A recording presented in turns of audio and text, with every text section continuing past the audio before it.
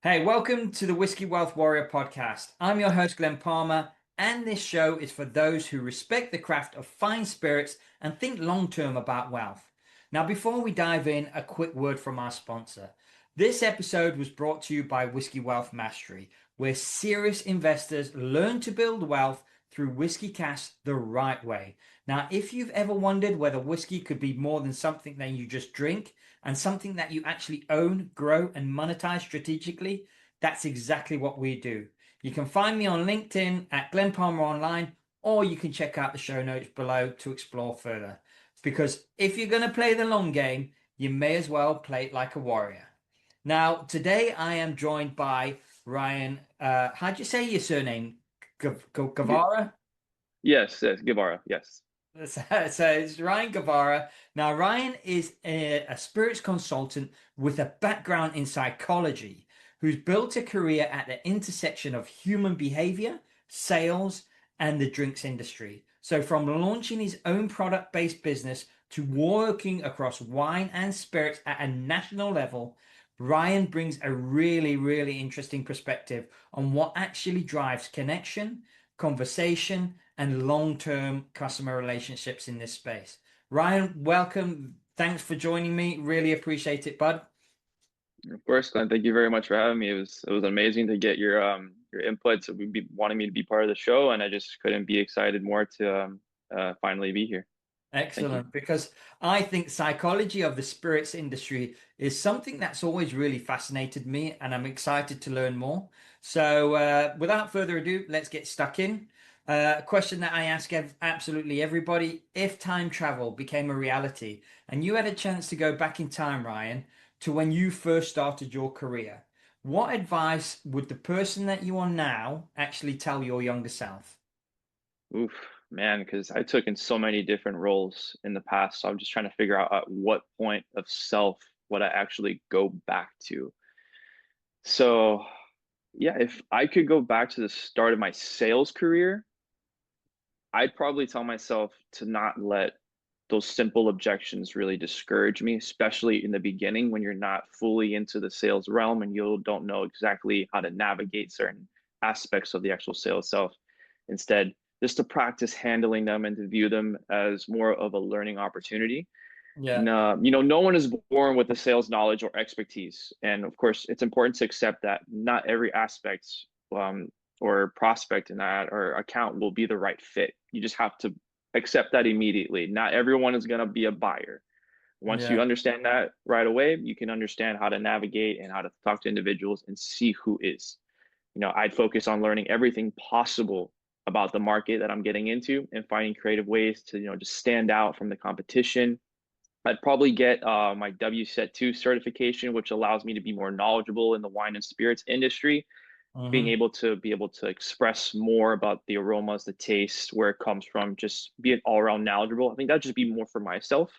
yeah. I'd also be more invested time early on, getting into more social media marketing, do my door-to-door outreach, especially visiting, when I was starting my own company, being able to visit certain stations, um, where like firefighters would actually purchase my products, provide demonstrations, and launching my Etsy page earlier. So that way I Hmm. can maximize exposure and growth. So I was doing two things at the same time. Yeah. And Ryan, you've studied psychology at the University of Central Florida, which isn't really typical in the spirits world. But I'm quite intrigued to know, how has understanding human behavior actually helped you sell and position spirits more effectively? And can you tell me a little bit behind the psychology of our fascination with the spirits industry? Yeah, of course. Yeah, 100%. Yeah, I did study psychology, Central Florida, though not with the intent of entering into the spirits industry or sales at all. That wasn't my objective, of course. My original goal at the time was to better understand human behavior so that I could work with adolescents within the autism spectrum. Oh, wow. Um, I was into that field. It was meaningful and very rewarding work. But I eventually realized that my personality, my drive, my long-term goals, they align more naturally with sales and people. Mhm. So I wanted to move beyond a fixed hourly wage and honestly let my performance determine my financial outcome. Yeah. My psychology background still plays a major role in my success. It helps me read social cues, subtle body language, and verbal patterns that give me kind of an insight as to what the client may be thinking and how to guide the conversation, even though it's not like a 100% proven, and like remedy. But Yeah. it also helped me shape my communication style, knowing when to shift tone, which questions to uncover real objections, and just how certain phrases can create clarity or confidence for the buyer. And in the spirits world where everything happens in social settings, psychology is everywhere. You don't even think of it. Wherever people realize it or not, understanding human behavior is one of the strongest tools that you can bring within this industry. Yeah. And at Spirit Insiders, what's the core problem you're actually solving for brands or clients? And where do you see most businesses in the industry actually getting it wrong when it comes to the growth? Oh yeah, there's so many different aspects to this. It's honestly something that I think about every day, and it kind of helps me determine like how I go about my day actually. And Yeah. one of the biggest challenges that I see with clients is honestly their lack of awareness. Not everyone's like this, but a few of them are. Many don't realize that the gaps in their businesses or the missed revenue opportunities that are basically right in front of them. Mhm. They often overlook insufficiencies and fail to think ahead about the future in the spirits industry and what the next generation of consumers actually wants. Yeah. They're stuck within that past with not just their spirit selection, but you got to think of it as a whole. Their location, outdated decor, their menu, lack of social media presence, lack of weekly engaging events or drink specials that tie with it. Mhm. Even staffing is, probably not that energetic or knowledgeable on the brands that they even serve. They just see a bottle and they say, here you go. But as an account manager for Spirited Insiders, my role is to prospect those accounts for our premium brands that we partner with that don't yet have a solidified presence within our territory in South Florida, Yeah. to be more mistaken. But we do have a national surrounding.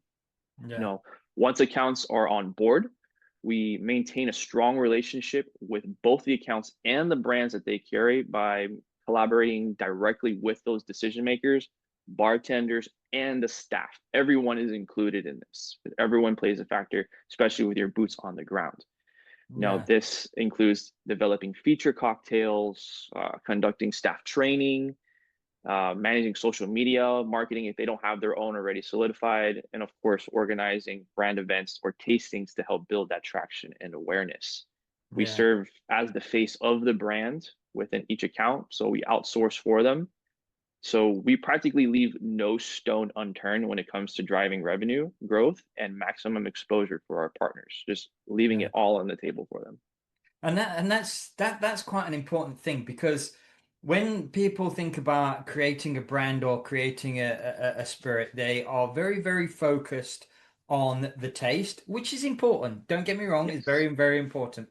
However, they don't see the bigger picture sometimes, what the customer's actually going to like, what's the branding going to look like, what's the bottling look going to look like, how is your sales staff going to sell that bottle?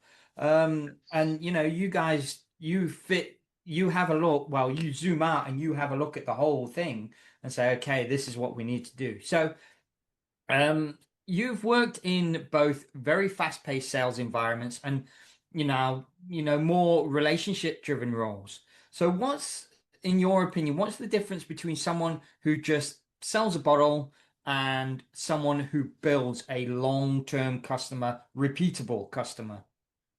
Oh, there's a humongous difference within this. So now I'll really get into it because this is what we do. This is exactly what we do. Major issue that I see in the industry is that many clients don't acknowledge that they even have a problem. They're unaware of, what they're leaving on the table, and they don't think about where the spirits is heading for the next generations. All those people simply sell a bottle tend to be only KPI driven focused, Yeah, hitting quota rather than what happens after the sale. It's a common practice, unfortunately, among many distributors in which they just push volume, they move on, and they leave the account to figure out the rest. But bar managers and GMs are already overwhelmed with daily operations. They don't have the time to create cocktail features, build brand engagement, or strategize how to move the product themselves. Exactly. So the ones who truly care about the brand movement and they go far beyond the initial sale. At Spirited Insiders, that's exactly what we do. From the first to second visit, we already have a plan in place to show the decision makers how we'll support the premium brands inside of their venue.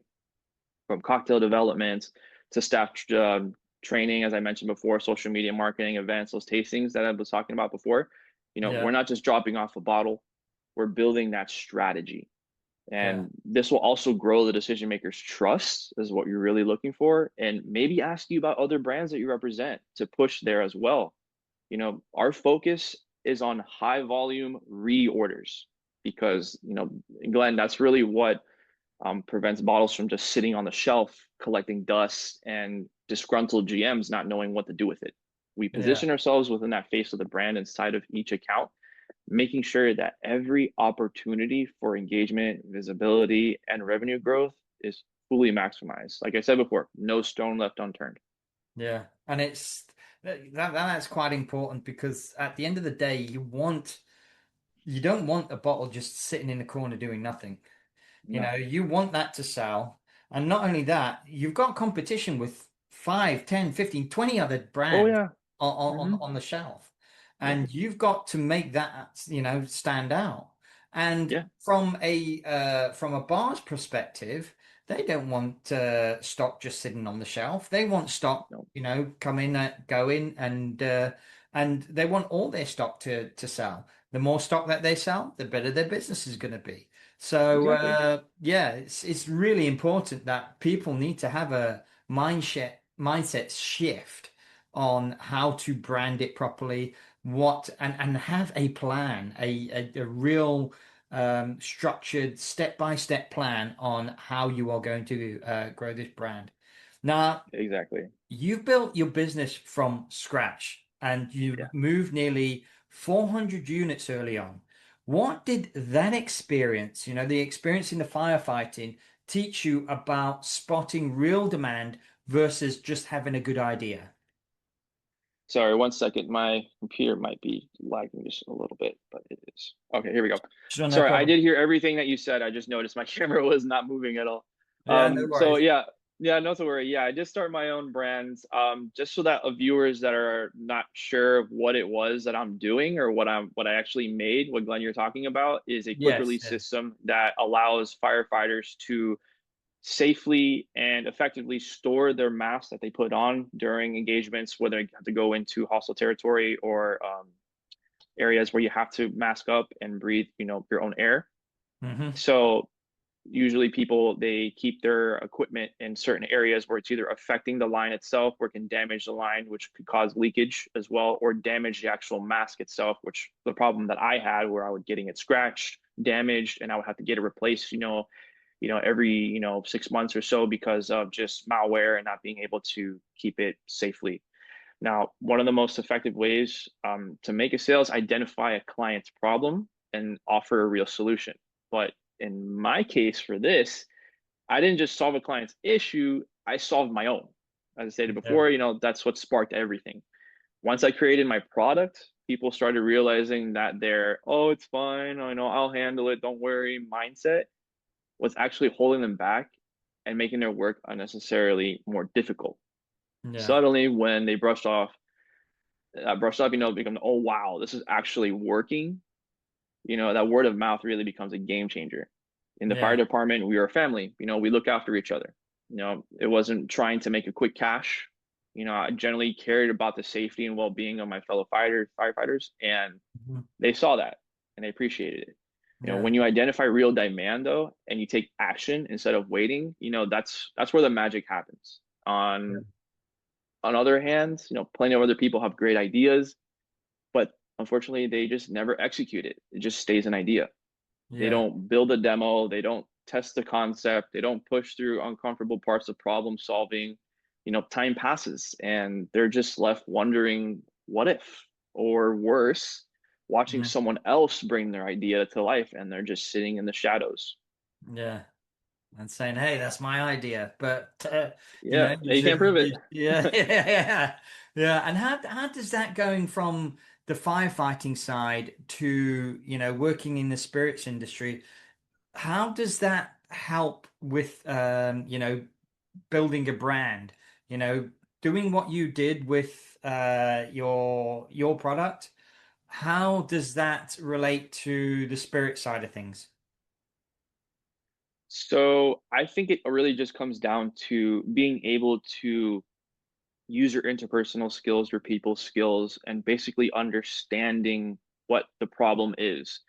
So before I even made the concept of my actual product, I wasn't into sales at all. So I didn't Yeah. understand that the need of having to fulfill a problem or solution based, product could actually become the main trigger of a sale. My thought was more of like, oh, this is a cool product, and then you just spew all the details about it, everything cool, the nuances, all down to the ingredients, where it's made, who's brought by.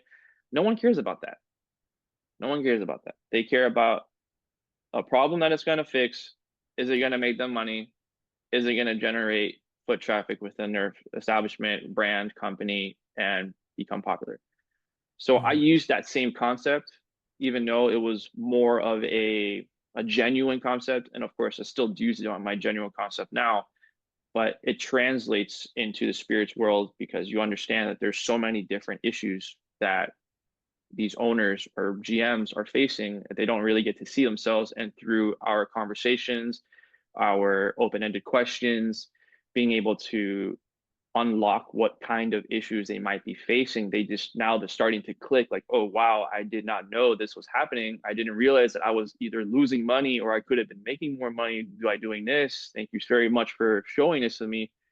And of course, sometimes the sale doesn't really happen because it's not the liquid they're looking for. It's not um the kind of people that want the actual spirit or brand. But at least now they understand that I'm looking out for them for the long run and their actual establishment rather than just growing one particular brand and then just leaving them in the dust when, it starts to pick up.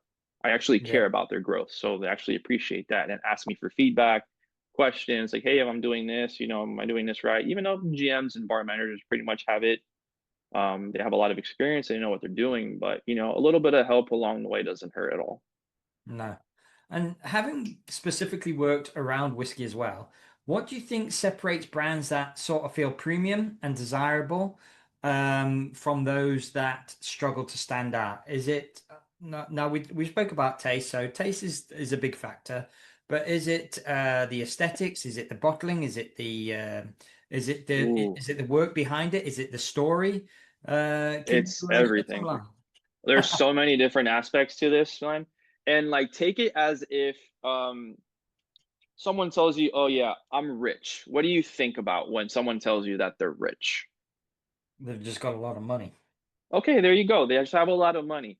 But when you think about someone else and they say, "Yeah, I'm rich," think about everything else that goes with it. I might not have a lot of money, but I'm rich. I Yeah. feel like I am rich in my emotions. I'm rich and I have a phenomenal family, beautiful wife, beautiful child that support me all the way around. So that's what you also think about with the premium side. Even though anyone can call themselves premium, there are still things within the spirit market that have to be kind of checked off to actually kind of give you that more of a sense of, okay, yeah, that makes sense why it's a premium versus just labeling premium on your bottle label and now you're calling yourself that. It's very subjective. A Yeah. premium spirits brand is defined, in my opinion, um, its commitment to quality as well. High grade ingredients, meticulous product methods like small batch distillation, of course, thoughtful aging, packaging reflects craftsmanship rather than just mass production.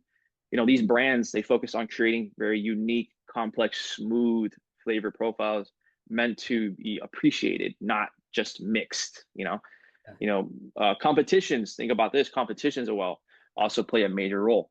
When a brand earns a gold medal or places highly during those competition, it kind of validates the liquid itself and it gives the company bragging rights that, translate into excitement, a credibility, stronger consumer curiosity. And of course, social media amplifies this even further. The more visual compelling, culturally relevant a brand appears, the more hype it could generate and the more customers tend to ask for it. Yeah. Now, brands that tend to stand out or struggle to stand out in my way, for the other part of your question, usually are missing one or more of those elements. Yeah.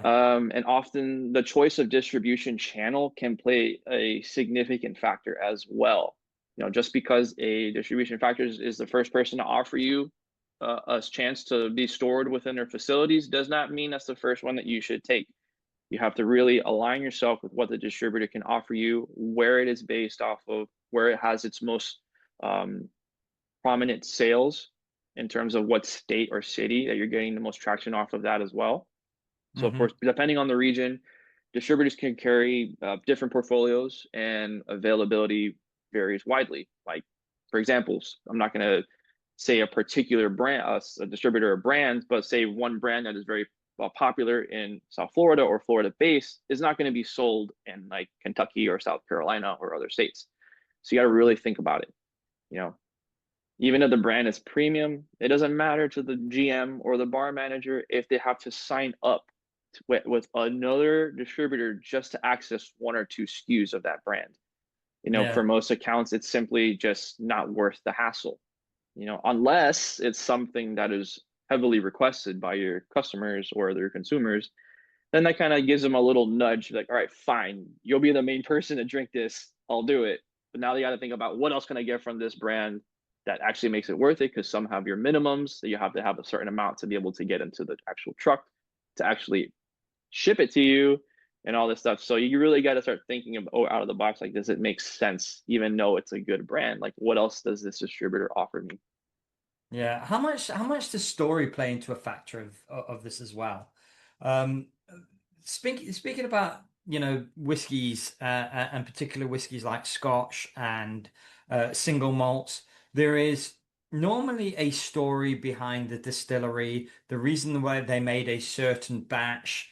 Like you say, that premium sort of small batch that comes into it. So I was speaking just the other day to a guy that um, produces mezcal, but in the US, but he travels over to Mexico to produce it in Mexico, and he does it Yes. by hand.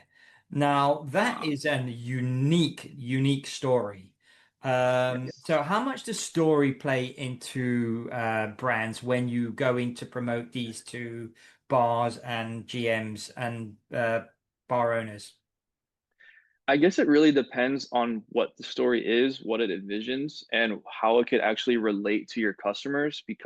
And ultimately, you're not relating to the GMs or the bar managers, you're relating to your actual consumers. Yeah, So, for example, I'm going to name one brand that I work with. I love the brand itself. Actually, I'll name two of them. The first one is Misunderstood Whiskey. They have a ginger spice line that was the first ever whiskey that they ever created themselves. Two best friends over in New Jersey. They decided they wanted to make a whiskey that everybody can enjoy, something that people that are getting into the whiskey space can get into it and not be like not be harshed out by the taste of whiskey itself, because it's a very misunderstood type of whiskey. hmm, And while also still being able to be appreciated by those whiskey connoisseurs or those whiskey patrons that actually can appreciate the taste. So it hits everybody. And yeah. they've actually been seeing a humongous growth in revenue and getting a lot of feedback from individuals. You're thinking about a whiskey consumer. I mean, if I told you, what does a whiskey drinker look like? And you just have to blurt out what was the first thing that came to your mind. What would it be, Glenn? Me. Exactly. You're thinking of a male, probably some corporate job, sit by the fireplace, whiskey in his glass, either on the rocks or neat, cigar possibly in the hand.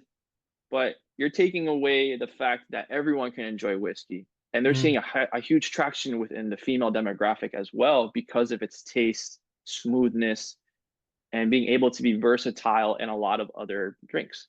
So that was their story. They wanted something that could be able to enjoy by everyone while also thinking about the different ingredients that go into it. That's a lot more of a healthier, conscious, beverage to enjoy.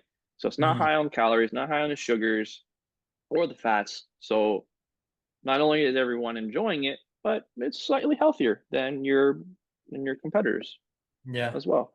And Oh, then the no. other one is a very interesting fact. The story itself is you really got to think about what is happening within the spirits industry right now in the marketplace. We're seeing a significant decrease of people actually drinking hard liquor, drink to yourself.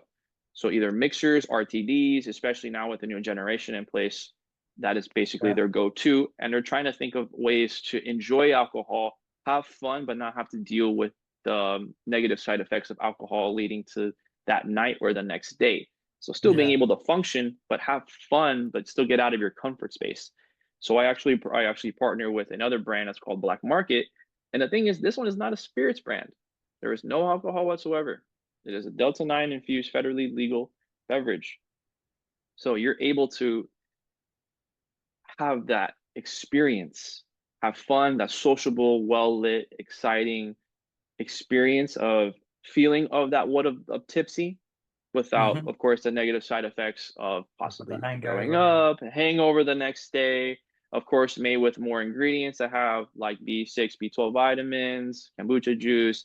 You're also having lion's mane as well. So they really thought about the process as to how can we incorporate this not just to be something fun to engage in, but also throw in some a little bit of health benefits as well. Of course, nothing is here to kind of um, help with those ailments. Obviously a cure, it's just more of like a vitamin like you would normally. It just helps.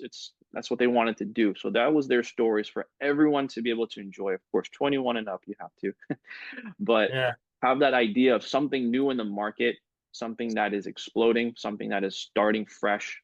People are starting to get more aware and accepting of the fact of having these kind of beverages with behind their bar. It is a little bit of a teeter totter sometimes, depending on who you're talking to, but those that are getting on board with it are seeing a humongous traction. And that Yeah. story of wanting to give everyone their own opportunity to have fun in a safe environment is making a lot of headway. I'll have to check both of them out as well. Certainly, Definitely. certainly misunderstood whiskey. That sounds like my jam. But yeah, going into black Yes. market as well because there was a lady that I had a couple of weeks ago, and she has created a mushroom infused whiskey, Nice. and very, very cleverly has all the benefits. So, like, your lion's mane, which has focus and all of that stuff. But it also, what she found as she was distilling it, it dials down the ABV. So it goes from like 120 proof to 80 proof, but it's still 120 proof. So it when you drink it, it's nice and smooth. Nice. Hopefully I'll get some because I've asked her some for some. But yeah. Definitely. Not just a little promotion here, show the bottle, and then come back with your normal conversation. But no, definitely, it's really interesting to see what these brands and these companies are thinking outside of the box to kind of make the market a lot more interesting. Because it's like you said before, way back in the conversation, if you look at a bar, like you have like 5 to 10 different styles or spirits of the same kind. So like yeah, like your five whiskeys, five vodkas, or five tequilas, but one of these or this has this or this is a more health beneficial factor. So Mm. you really got to start working with what people really want and kind of Yeah. think outside of the box and how to make yourself stand out from your Yeah, and competition. I think you hit the nail on the head because people are trying to look for different things now. I mean, don't get me wrong, I love my malt whiskeys. Well, I love all whiskeys to be honest. Uh, but I'm always looking for something different now, something that with that just that unique little twist. There's some outstanding Scotch whiskies out there, but they all follow a very similar flavor profile. And it's people nowadays are trying to experiment with different flavors, different. I mean, you experiment with different casks and different finishes, and but it's there or thereabouts. What really intrigues me about misunderstood whiskey is putting spices and stuff like that in Yes. whiskey, something that traditionally has not been done before. And I think, you can put you can put spiced in rum. Look how much that changes the flavor profile of maybe a dark navy rum to a spiced rum. Totally different flavor. Yes, But it is. it's still the same sort of baseline, if you know what I mean. So Yes, I 100% agree. uh, yeah, Um, I'm gonna look into that. So I appreciate that. Appreciate yeah, that, Ryan. please. I mean, I'm not sure what their distribution cycle looks like over there in England, but if I can ship a bottle to you, man, that would be great. That way you can taste and you can see its versatility, its taste, and I mean, it's ultimately something that we use even in my own home bar now. Yeah, Even with my mother, like we make old fashions with it, but we can also no, make other things as well. It's by the poolside. So you really think about whiskey, you're thinking indoor, AC, maybe throw some sports on. You're not really thinking, oh, I can enjoy this whiskey outside, in the yeah, pool, under the sun, in the heat, mixed with yeah, other things that whiskey's normally not mixed with. So that's what yeah, I truly love about the brand so much is that its versatility while still allowing me to enjoy my most favorite spirit whiskey overall. yeah, So yeah. there you Well, go. I'm Ryan, able to go everywhere with it. thanks for coming on the show to have a Of chat with me course. about Spirited Insider. What makes different brands stand out from the crowd. Really, truly appreciate your insight. Again, massive thanks to my listeners and viewers of YouTube as well. However, Ryan, just before we sign off, if some of the listeners or viewers they want to get in touch with you, find out more about what you do and what Spirits Insiders do, how can they do that? You can probably find me through my LinkedIn page. Um, I guess Ryan Guevara is probably your best bet. You'll see my face on there, plastered right there. I mean, you can get through my email. Also, I'm more than happy to do exactly what we're doing through Zoom or phone call. My email is rguevara Guevara 1230 at gmail.com. That'd Excellent. probably be the best bet, so you don't have to worry about calling and dealing with data and all that. And but yeah, I'd be more than happy to discuss more about Spirit Insiders, how we operate, and those that are trying to start a brand. More than happy to give you just more insightful information free of charge. Brilliant. And I'll put them in the show notes below as well, Ryan. Of So course. that almost wraps up my today's episode. I want to thank my guest for joining me on the show. Before we go though, just a quick reminder, this episode was brought to you by Whiskey Wealth Mastery, where understanding data-driven strategy in an asset class that has historically delivered between 8 and 12% annual growth is exactly what we do. So if you've ever wondered whether whiskey could be something that you could own, grow, and monetize, not just drink, you can download a free guide at whiskeywealthmastery.com/free. You've been listening to the Whiskey Wealth Warrior podcast. I'm your host, Glen Palmer, and today I was joined by Ryan Guevara. Thanks again for listening and watching, and I'll see you all on the next episode.